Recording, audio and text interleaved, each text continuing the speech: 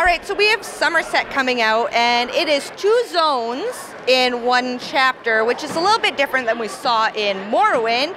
Did that, explorable space-wise, adding the 2 zones together, is it much larger than Vardenfell? Is it about the same size? I believe Somerset by itself is bigger than Vardenfell. And Artaeum, which is the other zone, is not, calling it a zone, it's little. I mean, but there's explorable stuff there, there's a delve there, there's some quests. But mostly it's just really cool to go there because it's ahead of the Sigil Quarter. But I think in terms of just raw geography, I believe that just Somerset alone is slightly bigger than Morrowind. That's pretty good, because I really enjoyed Morrowind. There was a lot of space. A lot was eaten up by the volcano, though, so you didn't quite get to explore the whole zone, but having a different place to visit as well.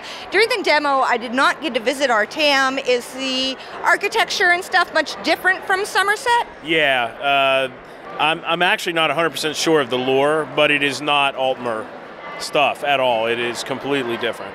Okay, yeah, I got into the Elder Scrolls with ESO, so I don't have the lore background that a lot of people have. I started to get into the other games now to kind of learn a bit of the lore, but there's a lot of lore.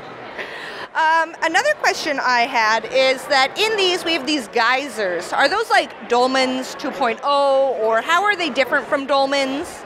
They are the same idea as Dark Anchors, as Dolmens, because they're the, like, soft grouping group event happening in the zone. So, but we're outside of the Moloch Ball plot now, so we can't put Dark Anchors in there. Yeah. So, but this is Somerset's version of that, and you know, people miss them in Vardenfell. So, because they're cool, you know, it's cool to see something happening and everyone runs over and participates and gets a reward and lots of achievements attached to it and stuff. So, we wanted the idea of Dark Anchors, but lore appropriate to the area. So we came up with the geysers, and we'll try to do that for all future chapters. Find some fun group mechanic, that, you know, soft grouping thing that we can, world event that makes sense in the area that we're developing. And I really enjoy that, because I think they're a lot different from world bosses that once again are a world event, but I think that Dolmens just kind of have their own home, and it's really good to bring that into the game. Next question, what's your favorite new creature? The Indrik. Is that going to be everyone's favorite new creature? I mean, they're like psionic deer, so they're really cool. Like, did you fight any in the... Actually, not in the demo today, but at the PAX East, I fought one, and I'm pretty sure there was laser beams coming out of its eyes. They're surprising.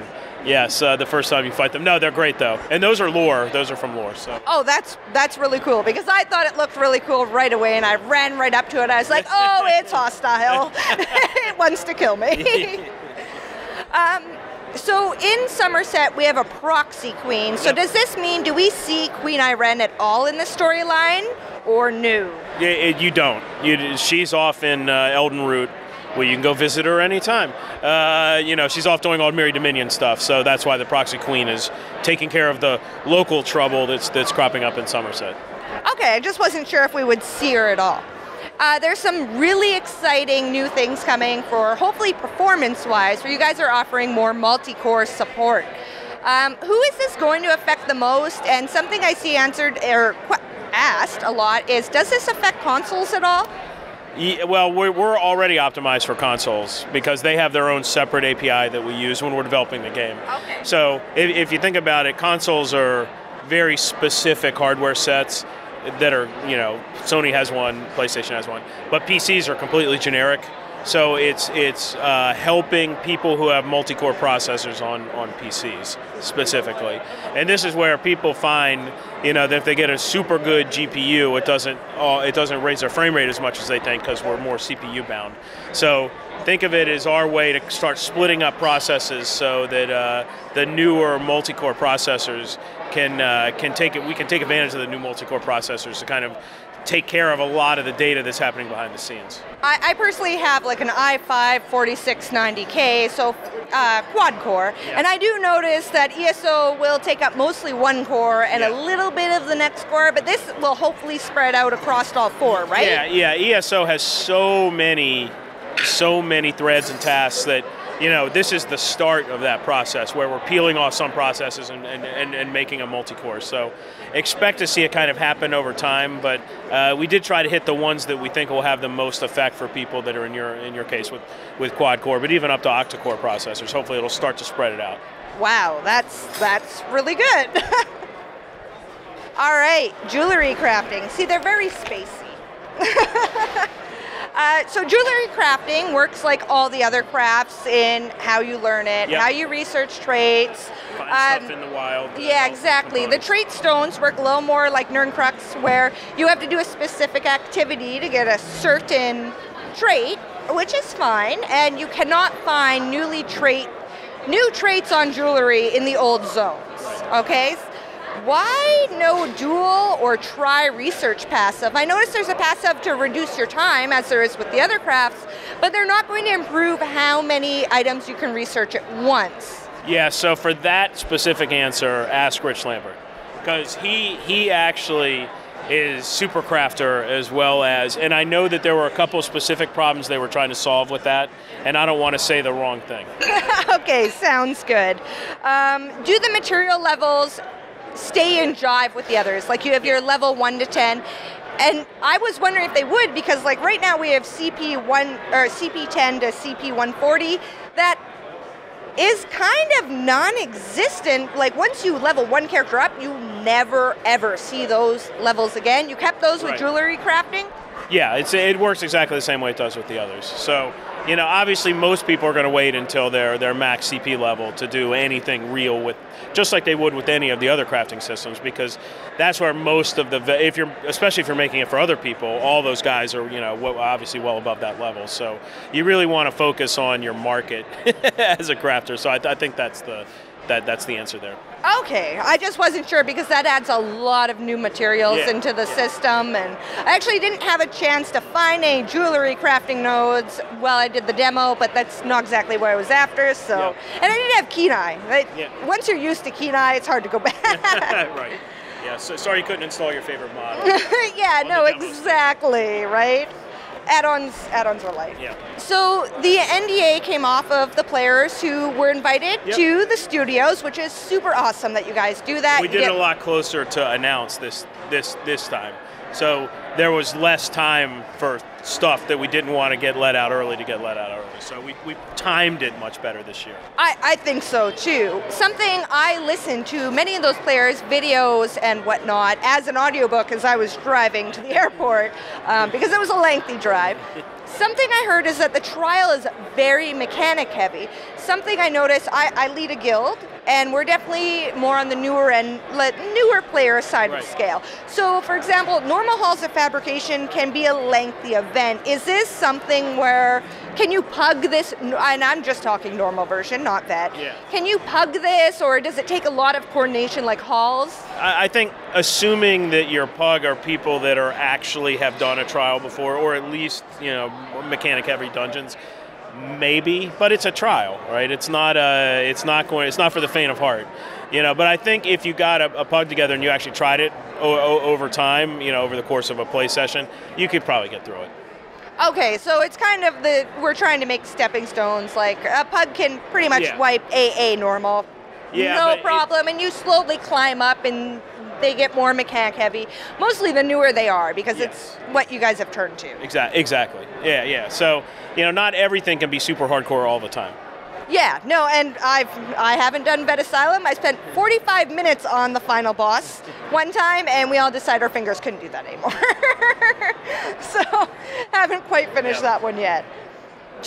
Are you allowed to say what creature the final boss of the trial is?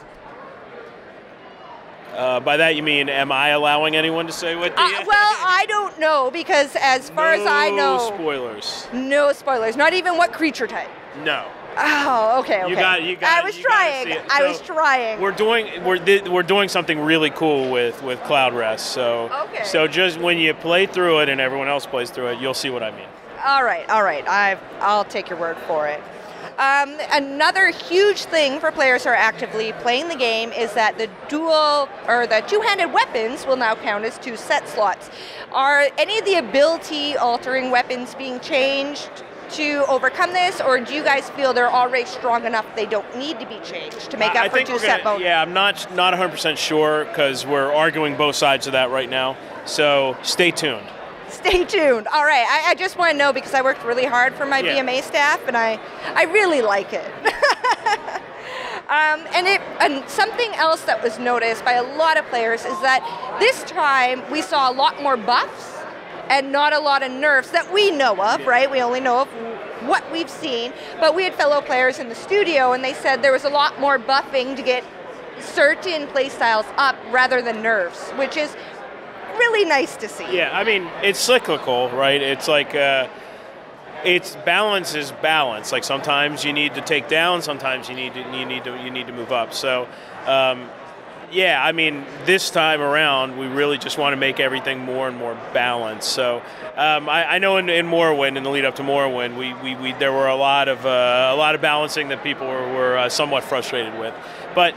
You know, it's a giant system that we have now. I'm sorry, I'm out of Magicka right now. I'm not. How's your regen?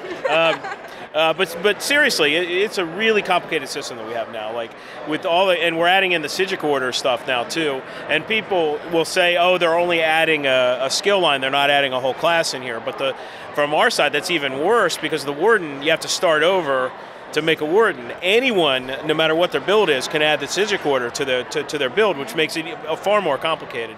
So it's you know, it's always a balancing act. We're always looking through. You notice every update there's stuff going on. But when we bring a chapter out, we usually do a new skill line, new class, something that's bigger, and it makes us go deeper to make sure that when we introduce whatever the new thing is, it's not totally destroying some other build or requiring a certain build or so forth. So that's what you're seeing. That's really good. And I'm almost done, but as a guild master in Elder Scrolls Online, which I started back in 2014, still running strong, I have to ask, is there any guild quality of life updates coming in Somerset or maybe something shortly thereafter? So we have basically, every game developer does this, but we have a list of things we want to do, and every update, no matter if it's a chapter or just every regular update, we always look on the list of things that we want to do, and there are two things on there that we want to do that we haven't gotten around to yet. One is a Guild Trader UI update, so that it's easier to find things. You don't have to keep typing in the same... You know about the add-on Awesome Guild Store, right? Yeah, obviously. So yeah. So there's that one, and then there's an actual guild finder that we want to do. So you as a guild master could put out looking for members, and a person could do a looking for guild to find, you know, much like the pickup system is for Dungeons and Battlegrounds. That would be huge because one of my things is that we're dedicated to mostly new members.